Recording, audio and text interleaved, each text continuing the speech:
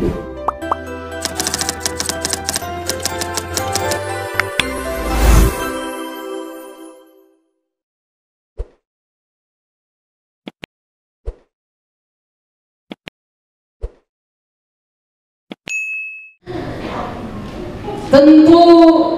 sesuai dengan keinginan dan kerinduan kita bersama. Kita ingin ada motivator yang handal, Pak. Dan kita beriman lewat motivasi naik baik Bapak Om bertumbuh, berkembang, berdampak, bertumbuh dan berdampak itu tengah-tengah nih kehidupan kita. Di masa-masa tersulit dalam hidupnya, Bapak ini masih menulis buku ini. Anggun ini pendeta, bukuku itu biasanya dijual 145, tapi biarlah di GKP Cengkareng saya jual 100.000.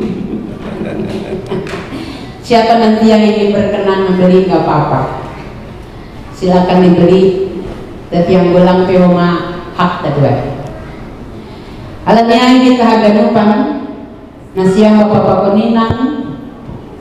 Ihakor saya kita tuh saya selalu beriman dalam kehidupan, tidak kebetulan. Memang anggo biasa kita kisah perjalanan rohani ini bahwa sungguh luar biasa. Dia adalah seorang anak yang dilahirkan di daerah Papak dengan ibu keluarga petani ya Pak. Cuma pasti kita bedo, kita punya latar belakang orang tua kita cuma. Tapi ternyata dia dipakai Tuhan luar biasa menjadi motivator yang hebat hingga pada hari ini boleh bersama-sama dengan kita. Dia adalah orang yang tidak pernah menyerah dan kalah dengan keadaan. Terima kasih buat Bapak Januson Sinamo yang telah berkenan hadir di tempat ini. Alatnya kita agak lupa untuk mempersingkat waktu Bapak Panorama. Sehari-hari kita beri tepuk tangan untuk Yesus. Iya. Silakan Pak, sudah pas jamnya.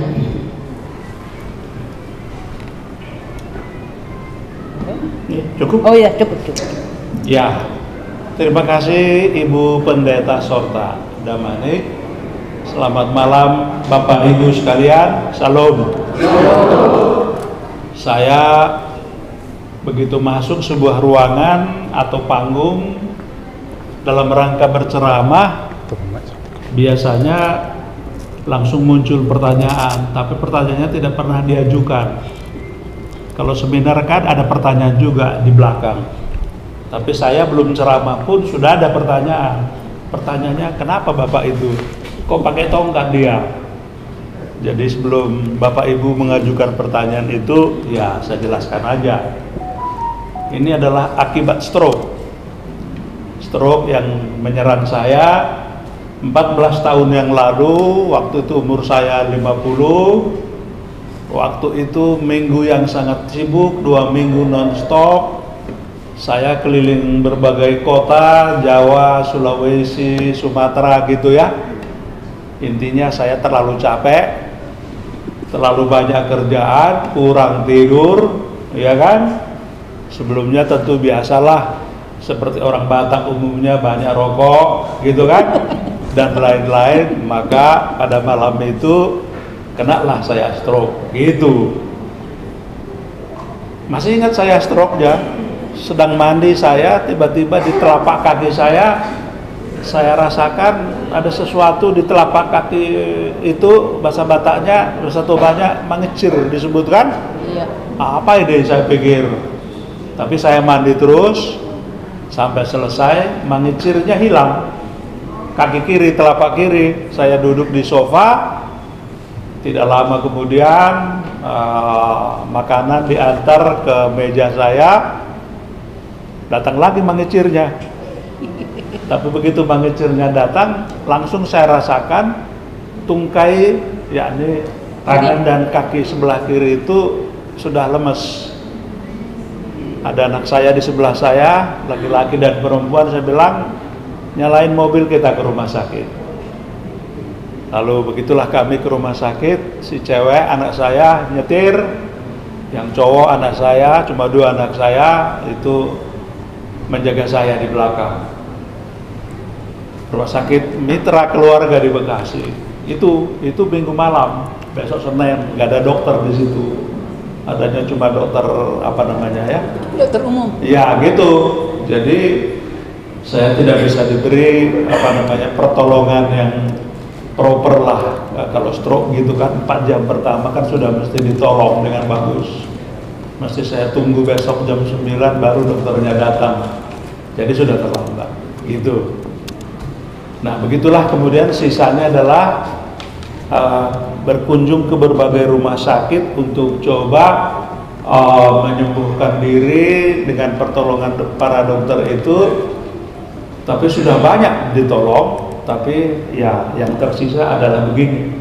Kalau saya masih berjalan masih terlihat pincang, jadi mesti perlu dengan bantuan tongkat begitu. Kalau zaman dulu kalau saya memberi ceramah bisa lompat-lompat saya. Sekarang nggak bisa lagi gitu. Tahu diri lah, gitu kira-kira. Tapi biarpun begini, saya sudah naik tembok besar Cina. Iya betul. Saya berobat sebenarnya ke Beijing. Di sela-sela berobat itu ada tour ke utara kota Beijing, kurang lebih 100 km. Lalu saya ambil paket tur sehari itu sama anak saya. Lalu kami naik ke tembok besar itu. Ada bukit di situ, ada tulisan Mao Zedong di situ, aksara Cina. Tulisannya begini: siapa belum naik tembok besar belum pahlawan. Jadi definisi orang Cina mengenai pahlawan, Anda sudah naik dulu tembok besar Cina. Jadi saya pikir saya naiklah begitu kan. Begitulah saya dengan bantuan anak saya jalan. Yang cowok ya susah payah naik gitu, tapi nyampe juga ke atas dengan kursi rodanya yang tadi. Gitu. Itu cerita sedikit mengenai ini. Lalu ya tentu namanya stroke kan memang melumpuhkan banyak hal dalam tubuh kita ya. Tapi saya tahu persis kalau kita mengikuti kelumpuhan itu termasuk kelumpuhan hati biasanya, kelumpuhan semangat, itu saya menolak. Saya menolak kelemahan-kelemahan itu dan selalu dalam nama Yesus saya pasti bisa dan harus bisa. Begitulah tiap hari yel-yel saya, harus bisa. Tuhan pasti menolong saya pasti bisa. Gitu. Termasuk Tuhan Yesus yang menolong. Amin. Sampai ke titik ini. Begitu saudara-saudara. Salam. Salam. Nah, topik kita hari ini yang diberikan Ibu sama saya adalah itu, bertumbuh dan berdampak. Begitu topik itu diberi, langsung pikiran saya tertuju kepada kisah para rasul yang menceritakan jemaat mula-mula itu dengan cepat bertumbuh dan berkembang, berdampak. Untuk ini kita baca sama-sama ya. Ini ada ayat yang biru, ayat ganjil, ayat yang genap, di sebelahnya juga. Nanti kita bikin begini. Yang ganjil ibu-ibu, perempuan, yang genap laki-laki, bapak-bapak, gitu ya. Kita baca sama-sama pelan-pelan saja. 1, 2, ya. Orang-orang yang menerima kata-katanya itu memberi diri baptis pada hari itu, setelah mereka tertawa kira-kira 3.000 jiwa. 3.000. Bapak? Mereka bertekun dalam pengajaran rasul-rasul dan dalam persekutuan, dan mereka selalu berkumpul untuk memecahkan roti dan berdoa. Ibu, Maka ketakutanlah mereka semua, dan rasul-rasul itu mengadakan banyak mukjizat dan tanda. Bapak, Dan semua orang yang telah menjadi percaya tak bersatu, dan segala kepunyaan mereka adalah kepunyaan bersama. Ibu, Dan selalu ada dari mereka yang menjual harta miliknya, lalu membagi-bagikannya kepada semua orang sesuai dengan keperluan masing-masing. Dengan bertekun dan dengan sehati mereka berkumpul tiap hari dalam bait Allah. Mereka memecah-mecahkan roti di rumah masing-masing secara bergiliran dan makan bersama-sama dengan gembira dan dengan tulus hati sambil memuji Allah. Dan mereka disukai semua orang, dan tiap-tiap hari Tuhan menambah jumlah mereka dengan orang yang bersama. ini dia contohnya. Jemaat mula-mula itu sesudah turunnya Rohul Kudus menjadi jemaat yang luar biasa, bertumbuh dengan cepat sekali dan berdampak terhadap sekelilingnya. Ibarat garam, mereka ini jemaat yang sangat garam gitu loh.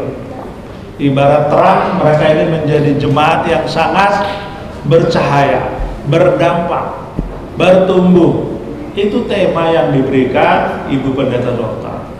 Bertumbuh dan berdampak bagi GKPS Cengkareng sesudah 119 tahun Injil ditaburkan di tanah Simalungun. Sejak peristiwa yang kita baca tadi 2000 tahun yang lalu, di mana saja jemaat Kristen diberitakan bertumbuh, di Efesus, nanti di Kisah Para Rasul kita baca itu, di setiap kota-kota di sekitar laut Laut Tengah itu, jemaat-jemaat Kristen banyak didirikan oleh para rasul, khususnya yang banyaknya diceritakan dibangun oleh Rasul Paulus.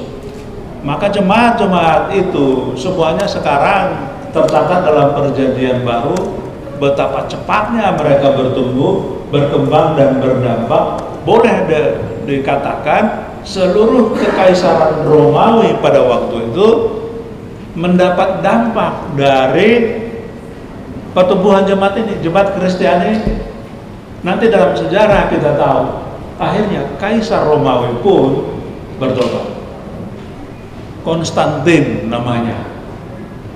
Kaisar Konstantin menerima Kristus sebagai Tuhan dan Juru Selamat.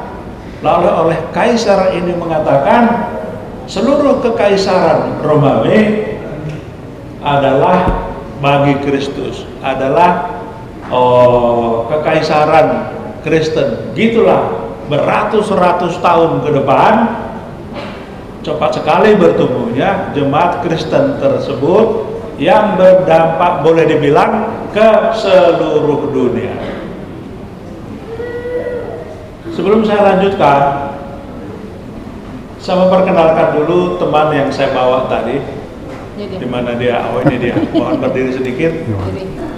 Ini teman saya. Sore ini, malam ini merangkap asisten saya. Namanya Hotman Lumbangau. Ya, beliau juga pendeta sebenarnya, sekolahnya STH gitu ya. Tapi belum ditahbiskan. Sehari-hari beliau ini wartawan.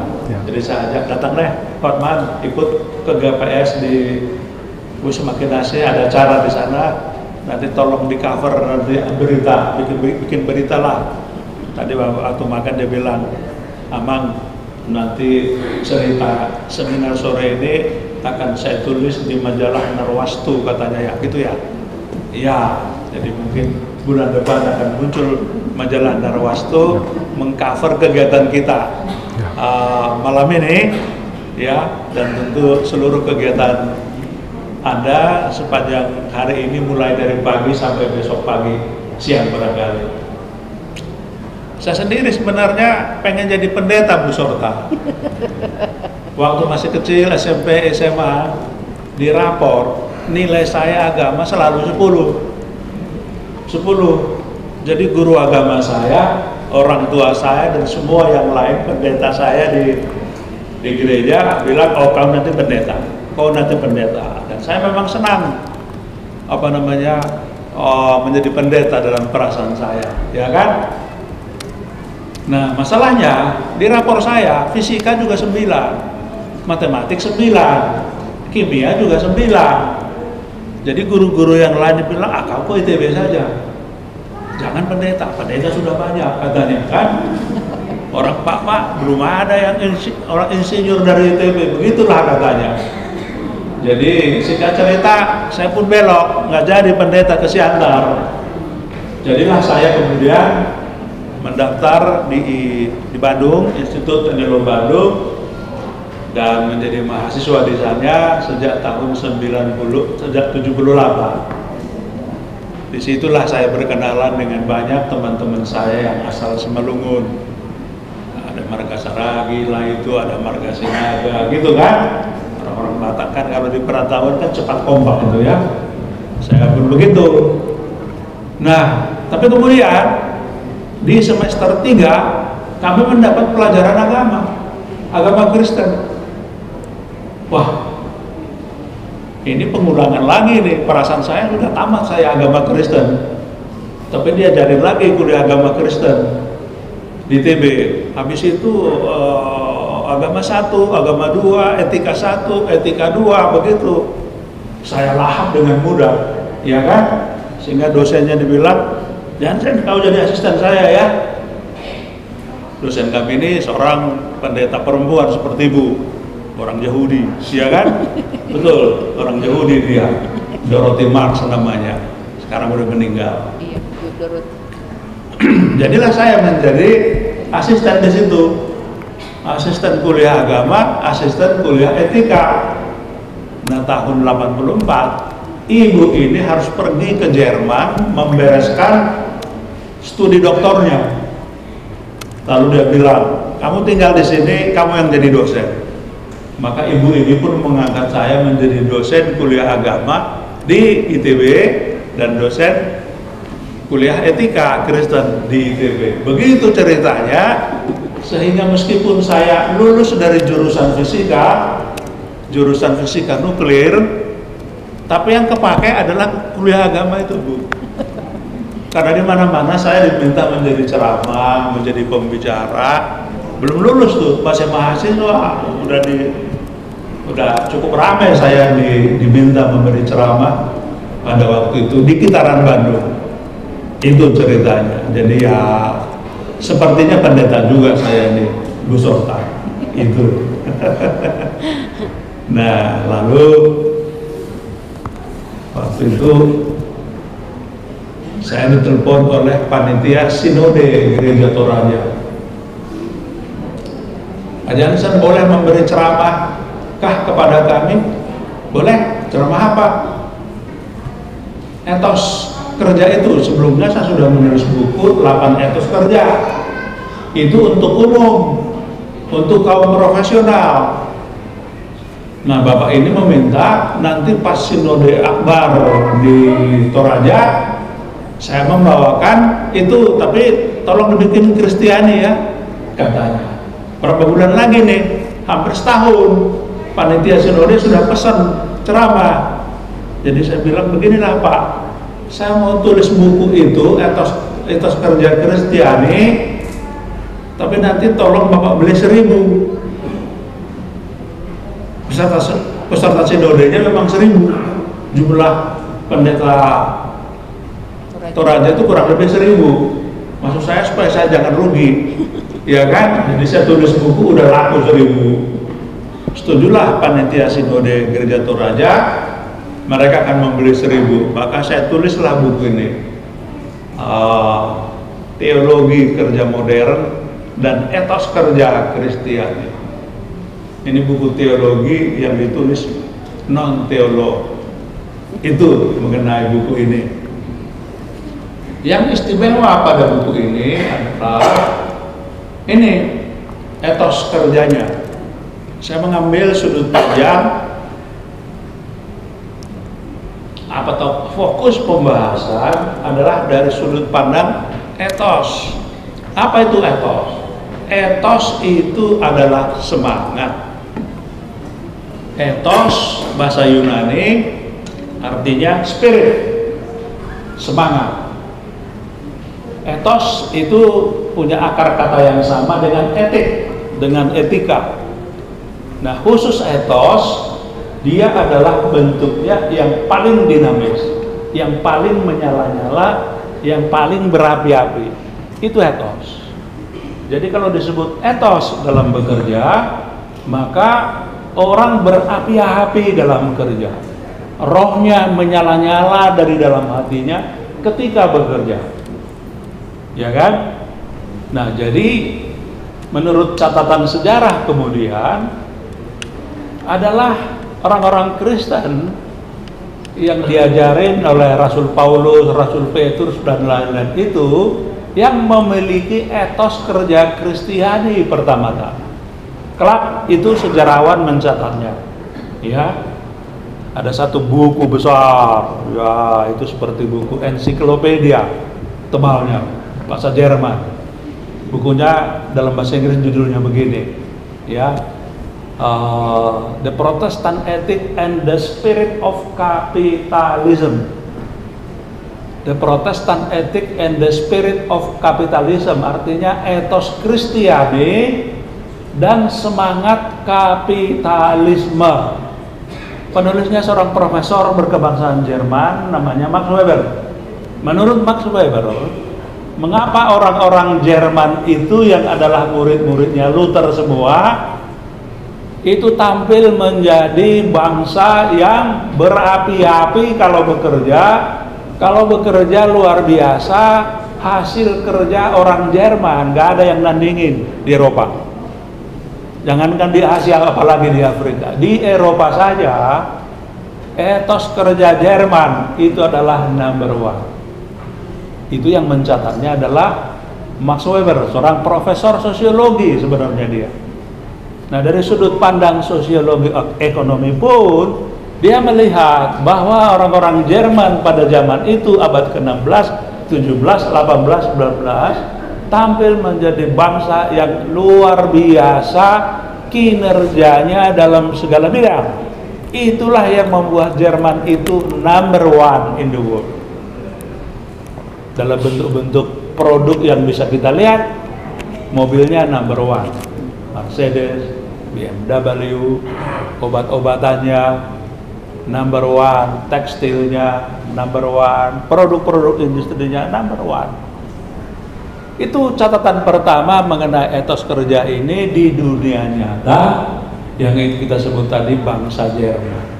Nah, kita ini kan turunan Jerman ini.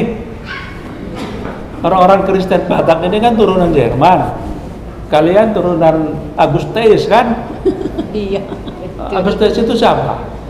Orang Jerman. Kami di Papak nggak dapat itu.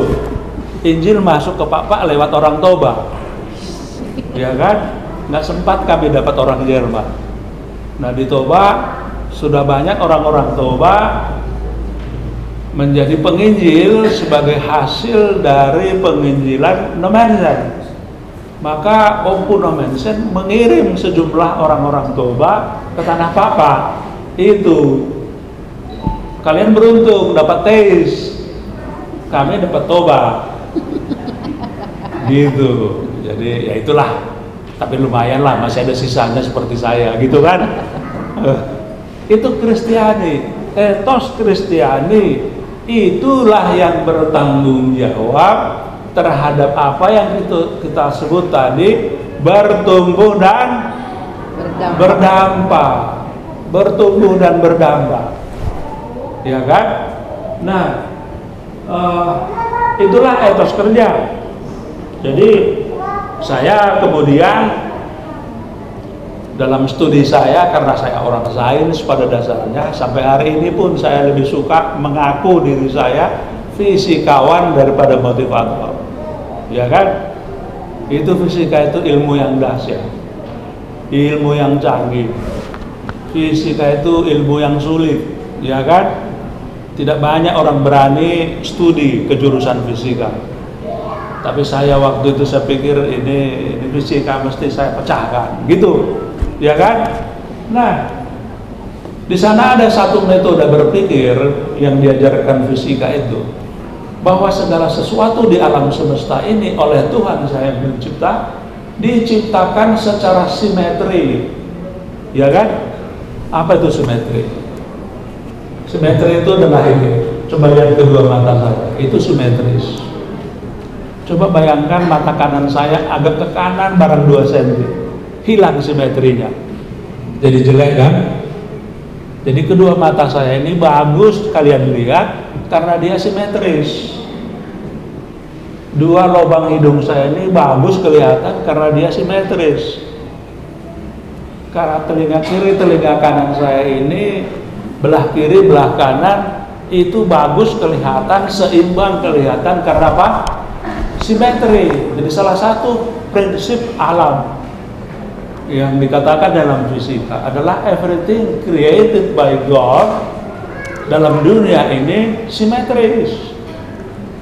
Jadi saya pun belajar tentang prinsip-prinsip yang sudah lama saya ketahui harus simetris. Jadi etos itu pun harus simetris. Itu loh. Itu aja pedoman saya menyusun 8 etos berjemaat Kristiani. 8 etos kerja Kristiani. Dan sejak saya tulis 8 etos ini dulu tahun 2000-an awal, ini sudah diterima di mana-mana. Baru beberapa hari yang lalu Kepala Badan Kepegawaian Provinsi Sulawesi Utara, Ibu Femi Suluk namanya, diambil foto tangga ke kantornya, naik tangga 1, 2, 3, 4, 5, 6, 7, 8. Dia foto, izin Pak ya. Di step pertama dia tulis kerja adalah rahmat. Di step kedua dia tulis kerja adalah amanah. Begitu seterusnya sampai etos 8, kerja adalah pelayanan. Dia bilang izin. Itu di kantor Gubernur Sulawesi Utara. 8 etos ini sudah menyebar sampai ke Papua. Semua bank Papua sudah pernah mendengar ceramah pelatihan 8 etos. Sebenarnya lupa saya. Dulu waktu Eporus GKPS adalah pendeta Jaka, terus Praeses Jakartanya bareng apa ya, lupa saya. Purbaya. Remaja. Remaja ya. Remaja waktu itu adalah Satu Maka Putih. Ya. Dia bilang, Pak Jansen, tolong kasih training sama kami 2 hari. Boleh? Di mana? Di Puncak. Beliau kumpulkan pendeta-pendeta distrik 7 seingat saya, 40 lebih seingat saya waktu itu. Pada zaman itu 2 hari saya kasih. Hari ini saya kasih buat Anda 2 jam saja. Nggak ada waktu. Itu aja. Tapi waktu itu pendeta-pendeta distrik 7 bersama Pak Rumaja sudah mendapat pelatihan 2 hari 8 etos kerja Kristiani ini, iya kan? Ini yang saya bilang sangat powerful untuk dipelajari, didalami, dan nanti tentu saja diimplementasikan. 8 etos berjemaat Kristiani itu, 8 ini, sekarang saya mau mengajak Anda menghafalnya, ya. Ini metode sekolah minggu ini. Dulu waktu kuliah di Bandung, saya juga guru sekolah minggu, ya. Masih doli-doli saya waktu itu, berapa tahun itu, mungkin 3 tahun, hampir 4 tahun, saya guru sekolah minggu di GKI. GKI namanya gerejanya waktu itu, ya. Oke. Tapi mula-mula Anda baca dulu ya, 1 sampai 8. Nomor 1. Rahmat, rahmat Rubra. Nomor 2. Amanah datang jawab.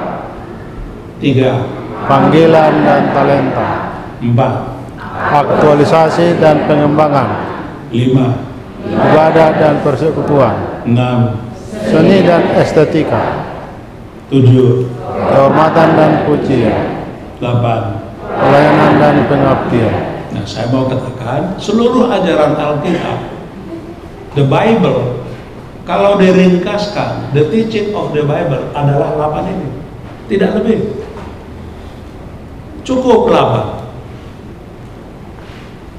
Karena 8 ini semuanya itu setangkup dan simetris sesamanya. Itu ya, nanti kita lagi sebentar lagi ya. Rahmat dan anugerah. Sekarang perhatikan tangan saya. Perhatikan, saya pakai topi paus. Bisa Anda bayangkan topi paus yang putih itu? Nah, bayangkan saya pakai topi paus yang putih. Oke? Imagine that. Yang kedua, saya juga memakai kacamata hitam, Ray-Ban. Yang ketiga, Anda lihat saya juga memakai apa itu? Masker. Tapi maskernya ini putih dan berongga. Jadi kalau bicara bersuara kedengaran ya. Lalu perhatikan bahwa dua tangan saya bekerja. Dua tangan itu mengolah sesuatu, bekerja. Ya. Itu namanya, ini lambang dari aktualisasi. Lalu yang berikut, perhatikan kedua tangan saya memegang hati saya. Yang kelima ya. Kemudian yang keenam, perhatikan saya memegang dua dompet. Saya pakai celana yang besar, jeans, ada dua kantongnya, dua-duanya ada dompet bagus, dompet penuh duit lah, ya kan? Terus Anda lihat kemudian bahwa apa namanya? Oh ya, tadi nomor 6 itu ada pinggangnya ramping. Ya. Ini saya sedang membuat 8 gagasan ini itu dilambangkan dengan 8 bagian dari tubuh saya ini yang sedang saya ajarkan ini pada saya. Terakhir, Anda melihat dengkul saya 2, perhatikan saja, bisa Anda bayangkan, saya pegang 2 dengkul saya. Sekarang kita ucapkan sama saya, bersuara ya. Topi paus, sama-sama. Topi paus, kacamata hitam, masker, Tangan bekerja. iya, aktualisasi ya kan. Kemudian tangan-tangan bekerja ya, supaya gampang Anda bayangkan, kedua tangan ini bikin pohul-pohul ya, pohul-pohul ya. Kemudian di sini apa?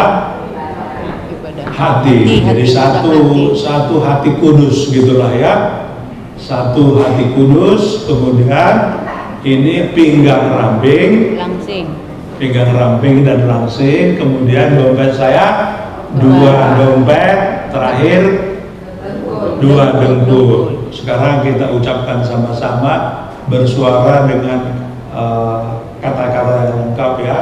1, 2 ya. Topi paus, turun kacamata hitam, masker, Tangan bekerja. pohul gitu kan ya. Kemudian 1 hati kudus. Kemudian pinggang ramping, dompet 2 dompet gitu ya, 2 dompet dan 2 dengkul. Sekarang coba dari bawah ya. 2 dengkul naik, 2 kantong, ya 2 dompet naik, Pinggang langsing. naik lagi, iya, 1 hati, pohul, 1 lagi, masker, masker, lalu kacamata hitam, terakhir, topi paus. ya, kasih tepuk tangan dulu dong ya. Saya bilang ini metode sekolah minggu. Untuk menghafal sesuatu, paling gampang itu memang metode sekolah minggu, yakni menggambarkan gagasan atau ide dengan sesuatu yang konkret. Dalam hal ini 8 bagian tubuh kita, ya kan? Kan di situ kita belajar waktu sekolah minggu. Hati-hati gunakan matamu, hati-hati gunakan matamu. Tuhan Allah di surga selalu tengok ke bawah. Hati-hati gunakan tanganmu. Itu dulu saya nyanyikan tahun berapa ya? Tahun 70-an di sini Kalang, sekolah minggu sampai sekarang nggak lupa, ya kan? Itu adalah most powerful method in memorizing, mengingat-ingat sesuatu yang mau kita ingat. 8 ini caranya gimana? Bikinlah 8 bagian tubuh Anda sebagai simbolnya atau lambangnya yang bisa Anda pegang, gitu ya. Nah, sekarang saya minta Anda berdiri semua. Oke. Nah, atur agar Anda berhadapan-hadapan dengan seseorang, bisa di belakang, bisa di samping. Pokoknya berhadapan-hadapan. Sudah? Oke. Siap? Mulai dari atas. Topi paus, mulai. Topi paus.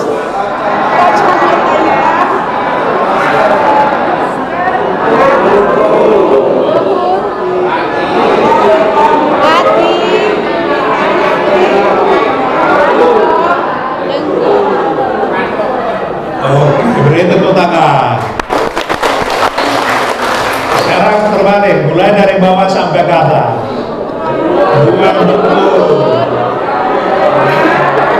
2 dompet, pinggang yang rapi.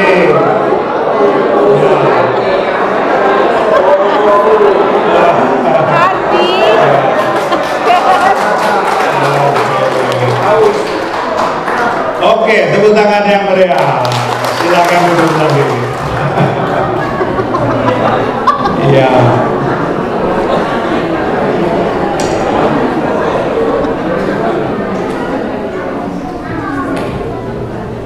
Sekarang teaching of Jesus number 1. Ajaran Yesus yang pertama apa? Rahmat. Kerja adalah rahmat. Segala sesuatu adalah rahmat. Segala sesuatu adalah anugerah. Yang dalam bahasa Martin Luther, sola gratia. Nggak main-main ini. Jadi Yesus bilang, apa yang kamu terima dari Allah adalah anugerah. Kamu tidak bisa membayarnya, tidak sanggup membayarnya, tapi Tuhan memberikannya kepada kita sebagai anugerah. Anugerah atau rahmat bahasa Arab, anugerah bahasa Sanskerta, sama artinya. Jadi anugerah itu adalah sesuatu yang kita terima tanpa berlayak. Itu bahasa Indonesia yang tepat. Kita tidak berlayak menerimanya, ya kita menerimanya juga. Seperti cerita Yesus itu. Semua cerita Yesus di Alkitab dalam Injil adalah cerita-cerita anugerah. Begitu saja diberikannya. Kesembuhan diberikannya begitu saja. Orang-orang buta, orang-orang kusta diberikannya anugerah. Yang luar biasa adalah pemberian Tuhan yang paling besar adalah Yesus sendiri. Yesus itu adalah gift of God, anugerah Tuhan yang terbesar dan terpenting. Dan sampai sekarang kita tetap heran dan merasa takjub, kok bisa Tadi pagi pun di dalam saat teduh saya, tetap aja itu adalah renungan saya yang paling luar biasa. Bapa, terima kasih, Engkau memberi anakmu sendiri, Kristus, untuk aku, untuk kami sekeluarga. Itu nggak berlayak, tapi diberikannya. Malah dia akan menawarkan, ambil sebanyak yang engkau perlukan. Terimalah Yesus sebanyak yang kau perlukan. Itu semua anugerah. Itulah ajaran pertama dari Alkitab, ajaran terpenting dari Injil. Gift of God, anugerah, kasih karunia. Ya kan? Ibu mertua saya kurang lebih sebulan sebelum meninggal dulu harus pakai oksigen di rumah sakit. Nah, pada akhirnya ibu mertua meninggal. Saya kebetulan bertugas di kasir membayar semua biaya, di print sama bagian administrasi, tarik. Saya periksa, semua ada harganya, dokter ada harganya, obat ada harganya, ini ada harganya, oksigen ada harganya. Sebab sebulan terakhir dia pakai infus oksigen. Saya lihat oksigennya berapa ya waktu itu ya, hampir 2 juta. Itu mahal waktu itu, sebab beliau sudah meninggal ya kurang lebih 20 tahun ya. 2 juta pada itu mahal. Hari ini kita belum pernah membayar oksigen sekalipun, betul ya? Oksigen gratis bagi kita. Itu jadi ya ini rahmat, kebaikan, kemurahan, anugerah. Itulah etos pertama yang mengatakan jadilah orang baik, jadilah rahmatan, jadilah anugerah, sebagaimana Tuhan sendiri telah menjadi anugerah terhadapmu. Anugerah terhadapmu, ya kan? Itulah pertama, sangat penting. Nanti apapun yang kita terima, ya itu anugerah. Tapi kadang-kadang kita mesti seperti tadi baru ngerti harganya gratis itu seperti apa. Waktu saya membayar rekening ibu mertua, baru nggak saya, wah mahal sekali ya oksigennya, tapi itu sebenarnya gratis. Yang kedua, ya itulah sebabnya seorang industriwan orang Jepang membuat kata-kata mutiara ini di kantornya. Kalau kita baik dan menjadi rahmat bagi sesama, maka rahmat dan kebaikan akan selalu bersama kita. Itu luar biasa ya. Sekarang yang kedua, kerja adalah amanah. Amanah adalah jabatan atau tugas atau organisasi atau orang atau uang atau harta yang dititipkan kepada kita, bukan milik kita. Contoh paling mudah dimengerti itu adalah Yusuf. Yusuf di rumah Potifar. Oleh Bapak Potifar dia diangkat menjadi kepala rumah tangga, housekeeping kalau istilahnya di hotel ya. Dia menjadi housekeeping di hotel. Dan dia jaga dengan baik, dia jaga dengan urus, dia dengan rapi jali, ya kan? Sampai kemudian datang godaan itu. Ibu Potifar menggodanya. Apa jawabnya Yusuf? Semua di rumah ini diserahkan Bapak sama saya. Bapak tidak perlu lagi periksa apapun, termasuk makannya. Cuma satu yang tidak diberikan kepada saya, yaitu ibu, because you are his wife. No thank you. Wah, maka dia tolak, ya kan? Ini 1 bulan terakhir ini kan kita selalu ingat Yusuf gara-gara Pak Sambo itu kan. Wah, cerita yang mengharu biru seluruh Indonesia itu. Entah bagaimana yang benar, pokoknya kata Mahfud MD, ini cerita yang hanya boleh dengar orang dewasa gitu kan. Itu inti daripada cerita itu adalah ada yang menerima amanah tapi tidak amanah. Yusuf menerima amanah dan dia pegang amanah, dan atas itulah dia nanti masuk penjara, gila, ya kan? Gara-gara itulah nanti dia dihukum, tapi dia tetap pegang amanah sampai akhirnya Raja Firaun butuh dia, sampai Firaun butuh seorang Yusuf yang amanah. Kita tahu cerita selanjutnya. Beliau menjadi Perdana Menteri, itulah amanah. Itu cerita amanah, itu ajaran kedua Alkitab. Setia adalah perkara-perkara kecil, kata Tuhan Yesus. Nanti kamu akan setia juga dalam perkara yang besar. Ajaran kedua. Yang ketiga, paus, kacamata hitam, masker ya, masker lambangnya adalah panggilan, mulut memanggil, mulut bicara. Kita semua adalah orang yang diberi Tuhan suara untuk kita pakai bicara. Dan kepada kita juga Tuhan memberi talenta. Kepada saudara saya Hotman ini, Tuhan memberi talenta menulis. Dia wartawan, cepat sekali dia menulis. Banyak sekali tulisannya di berbagai media, di berbagai buku, ya kan? Facebook jangan tanya.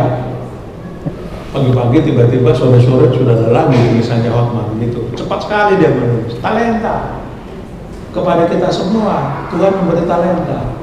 Ada talenta masak, ada talenta berkhotbah, ada talenta mengajar, ada talenta matematik, ada talenta pembukuan, mengatur pembukuan dan seterusnya, talenta manajemen, talenta leadership. Ada berbagai talenta yang kalau kita gunakan, itulah yang membuat jemaat ini bertumbuh dan berdampak, begitu.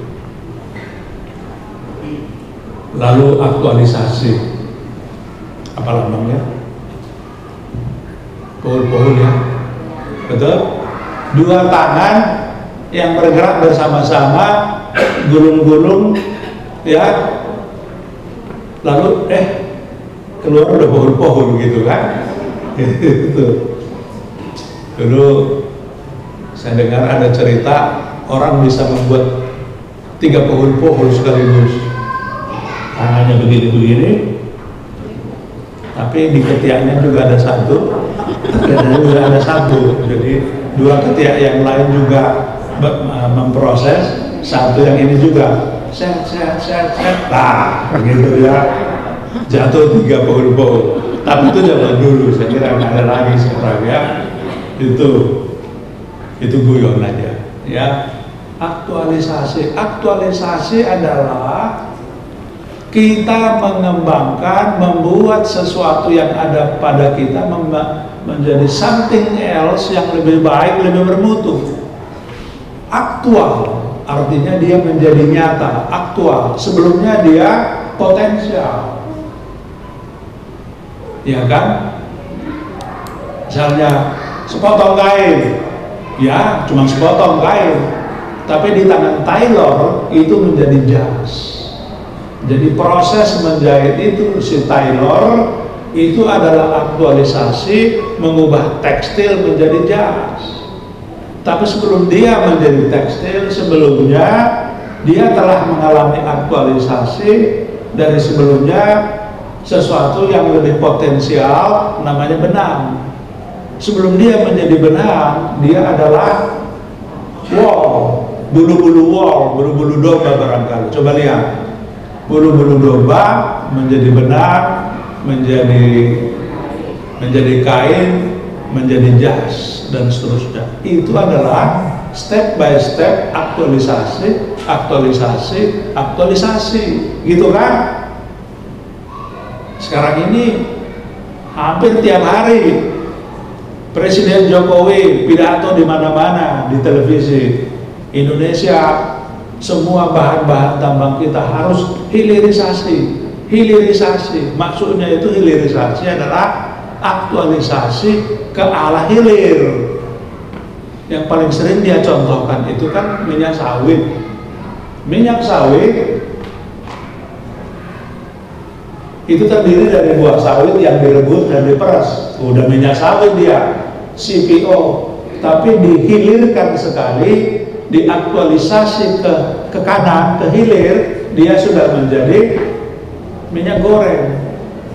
Mudah sekali. Diproses sedikit lagi ke hilir, dia sudah menjadi sabun mandi.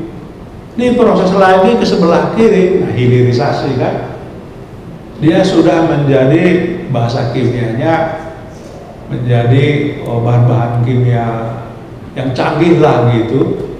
Tapi tidak ada barang-barang yang dijual di supermarket, di laci-lacinya itu yang tidak ada di situ turunan kelapa sawit, derivatif kelapa sawit. Jadi apapun yang dihilirisasi, diaktualisasi, reaktualisasi, makin canggih, makin mahal, nilai ekonominya makin tinggi. Itu yang disebut aktualisasi. Kerja adalah aktualisasi, ya kan? Kemudian ibadah lambangnya apa? Satu hati, hati kudus, sepenuh iman, segenap cinta, untuk mendapat ridho dan berkenan Tuhan. Kita bersikap kepadanya, beribadah kepadanya, beribadah biasa di gereja ataupun beribadah online. Sekarang ini kan lagi galak ibadah online kan. Kerja adalah ibadah, artinya pekerjaan kita itu entah memasak, entah menulis, entah apapun, kita persembahkan sebagai ibadah kepada Tuhan agar Tuhan berkenan, happy. Itulah artinya kerja adalah ibadah. Kalau semua pekerjaan kita sebagai jemaat GKPS Cengkareng ini kita sikapi sebagai ibadah, itu berarti Tuhan hadir di ruang kerja kita. Sekarang pun di sini saya yang bekerja, mengajar, ya kan? Jansen Sinamo yang mengajar di sebuah ruangan di tempat ini, tapi saya mengerti dan saya hayati Tuhan hadir di sini. Tuhan Allah hadir dalam rumah ini. Yes, itu. Kita menghayati kehadiran Tuhan Allah Bapa, Tuhan Yesus Kristus, dan Rohul Kudus, sementara kita bergiat di ruang kerja kita. Itulah etos yang kelima. Yang keenam adalah seni. Seni ini luar biasa, khusus buat orang Kristen. Itu sebenarnya separuh ibadah Kristiani adalah musik, adalah seni, adalah estetika. Mana ada ibadah Kristen tanpa nyanyi, ya kan? Sekarang Doding Haleluya ada berapa nomor, Bu? 503. Berapa? 500? 600? 400? Banyak banget ya. Doding Haleluya. Itu kita nyanyikan. Bayangkan, nggak tahu saya orang Simalungun sekarang berapa keluarga, berapa kakak. Ya tebak saja ya, saya nebak gitu.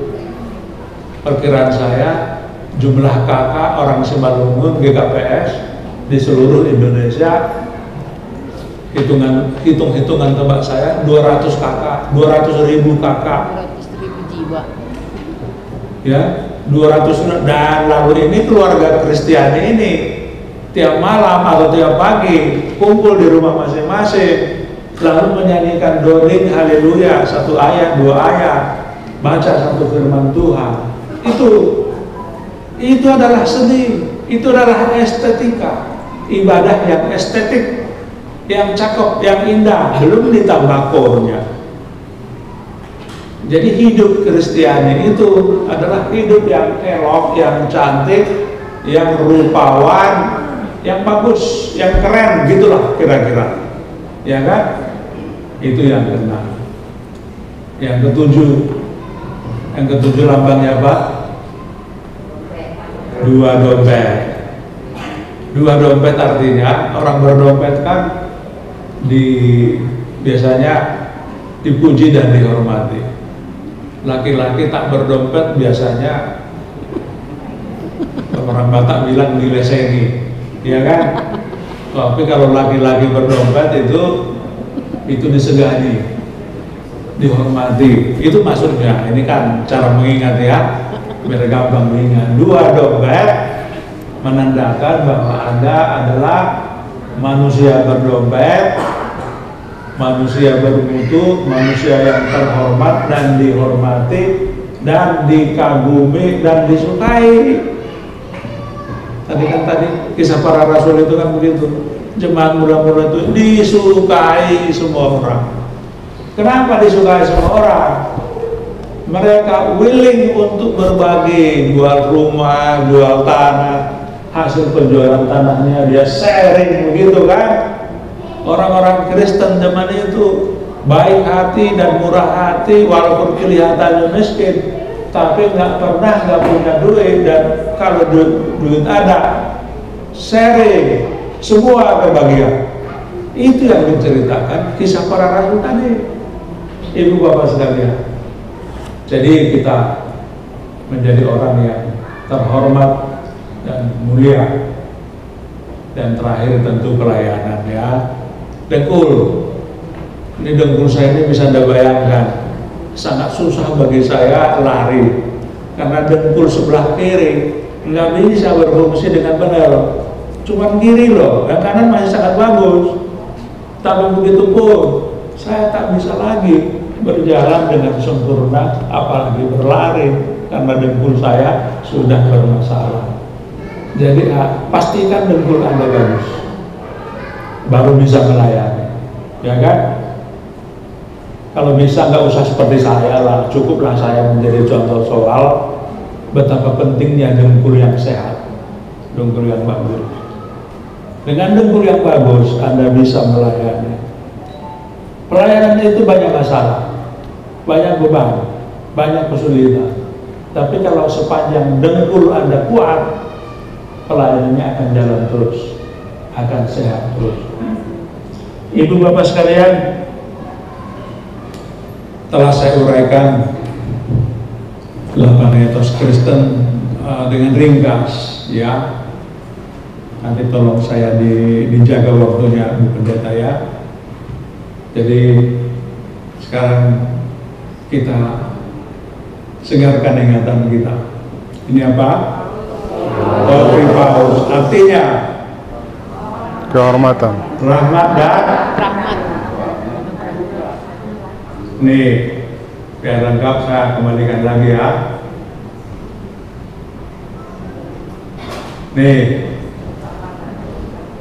topi paus, apa? rahmat dan anugerah, Kemudian kacamata, amanah dan tanggung jawab, kemudian masker, panggilan dan talenta, bohul, aktualisasi dan pengembangan, hati, kemudian hati tulus, ibadah dan persekutuan, kemudian pinggang rapi, pinggang yang cantik, yang rapi, seni dan estetika, kemudian 2 dompet, kehormatan dan pujian, kemudian 2 dengkul, pelayanan dan pengabdian.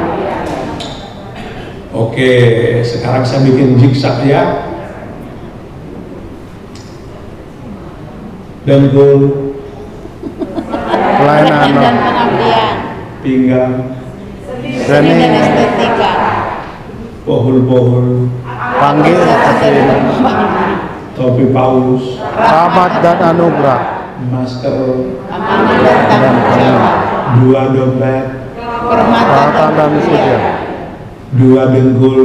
Pelayanan dan pengabdian. Kelihatannya udah lancar ya. Beri tepuk tangan dong. Nah, nanti saya bikin tanpa contekan lagi kan gitu. Tanpa contekan ya. Aduh.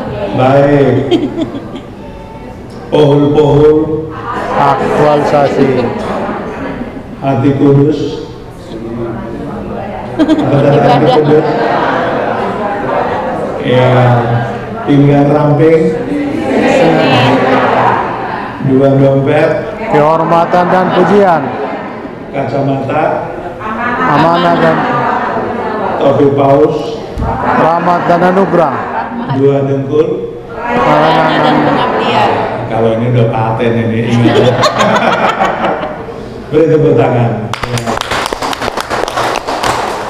Mungkin saya cukupkan sekian dulu, barangkali ada tanya jawab, silahkan diatur Bu. Iya, belum 1,5 jam.